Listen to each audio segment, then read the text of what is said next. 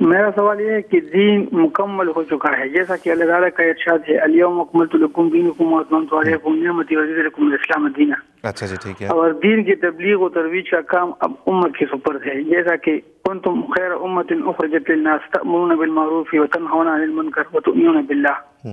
تو کیا اب کسی کے آنے کی ضرورت ہے؟ اور یہ عقیدہ بہت سی مسلمان علماء کا بھی ہے، جیسا کہ مفتی محمد عبدالغو الازہر یونیورسٹی عبید اللہ سندھی، مولانا ابوالکلام آزاد،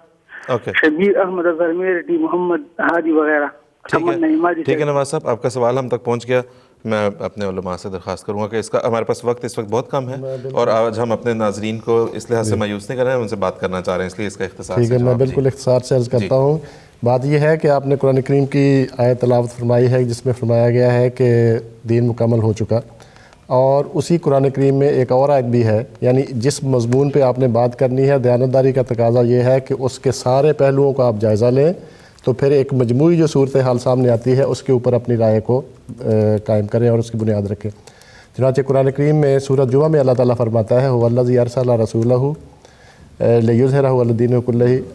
هو الذی بعث فی الامیین رسولا منہم یتلو علیہم آیاتہ ویزکیہم ویعلمہم الکتاب والحکمہ وان کانوا من قبل لفی ضلال مبین، کہ اللہ تعالیٰ نبی کریم صلی اللہ علیہ وسلم کی ایک بعثت اللہ تعالیٰ نے فرما دی امیین میں، اور ایک اور بعثت جو ہونی ہے جو بعد میں بعد میں بعثت ہونی، بعثت ثانیہ ہے، یہ بھی تو قرآن کریم نے ہی فرمایا ہے نا۔ اس کا مطلب یہ ہے، اور اس کی وضاحت ہم بہترین اس کی تشریح یا اس کی تفسیر جو ہے وہ کیسے ہمیں پتہ چلے؟ میں اور آپ تو کوئی اتھارٹی نہیں ہے، سب سے بہتر اور سب سے اعلیٰ اتھارٹی، سب سے ساؤنڈ اتھارٹی جو ہے وہ نبی کریم صلی اللہ علیہ وسلم ہے۔ ٹھیک ہے۔ نبی کریم صلی اللہ علیہ وسلم نے کیا فرمایا؟ نبی کریم صلی اللہ علیہ وسلم کو پتہ تھا، ان کے اوپر یہ آیت نازل ہوئی تھی کہ دین مکمل ہو چکا ہے، اس میں کسی کمی بیشی کی کوئی گنجائش نہیں، اور یہ بالکل درست ہے، اس میں کوئی شک نہیں، کوئی کمی بیشی نہیں۔ اس کے باوجود نبی کریم صلی اللہ علیہ وسلم نے اس آیت کا کیا مفہوم سمجھا؟ اس کے سمجھنے کے بعد حضور فرماتے ہیں کہ میرے بعد سلمان فارسی، جیسی معروف حدیث ہے کہ حضور نبی کریم صلی اللہ علیہ وسلم صحابہ کے ساتھ بیٹھے تھے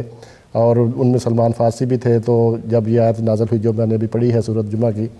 تو اس وقت صحابہ نے پوچھا کہ یہ کیا بات ہو حضور، کیا بات ہے، یہ کون ہے جو نازل ہونے والا ہے بعد میں؟ تو یہ آپ کی دوسری بعثت جو ہے وہ کیسے ہوگی؟ تو حضور نے نبی کریم صلی اللہ علیہ وسلم نے سلمان فارسی کے کندھے پہ ہاتھ رکھ کے فرمایا کہ لو کان الایمان معلقا بالثریہ لنالہ رجل من ہؤلاء، کہ ایک وقت ایسا آنے والا ہے جب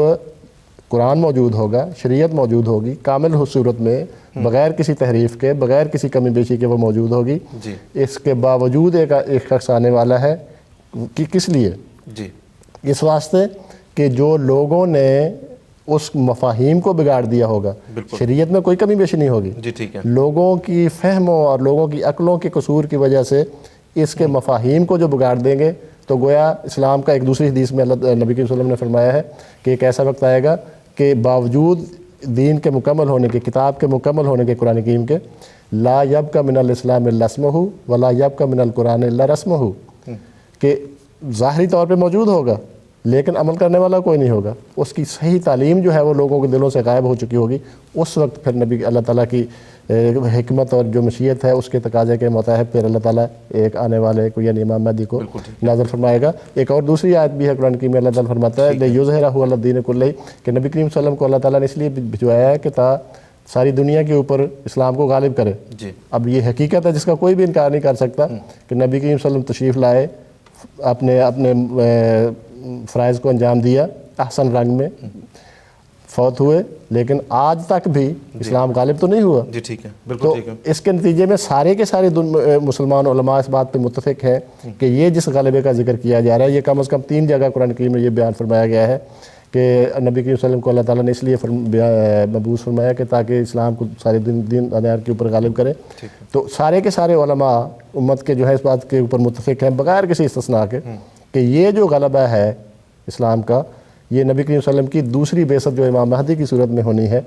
یعنی امام مہدی نے جو نبی کریم صلی اللہ علیہ وسلم کے غلام کے طور پہ، خادم کے طور پہ آنا ہے، اس وقت بہت بہت شکریہ مجید احمد صاحب، جزاک اللہ۔ نواسہ، یہ تھا آپ کے سوال کا جواب۔ جس امت نے باقی تمام دنیا کی رہنمائی کرنی ہے، اس امت کی رہنمائی کے لیے جس طرح بھی مجید احمد صاحب نے بتایا، اللہ تعالیٰ نے جن کو بھیجنا تھا ان کو بھیجا، جو کہ ہم یقین رکھتے ہیں کہ حضرت مرزا غلام احمد صاحب قادیانی علیہ الصلوۃ والسلام ہے، یہ ہمارا ایمان ہے۔